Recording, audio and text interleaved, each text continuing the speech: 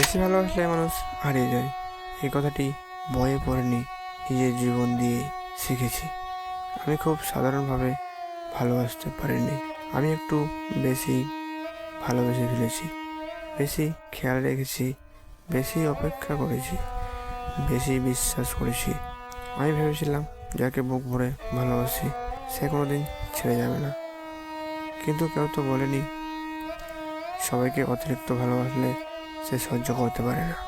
আমি তাকে আমার পৃথিবী বানিয়েছিলাম, আর সে আমাকে বানিয়েছিল তার জীবনের একটা অপশন।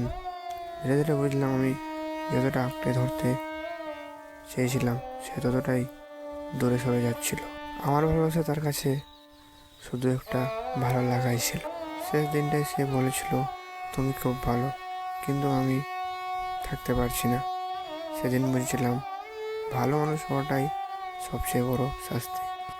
আজও কাউকে ভালোবাসতে ভয় লাগে, কারণ জানি আমি আরও বেশি ভালোবেসে ফেলবো, আর মানুষটা আবারও হারিয়ে যাবে।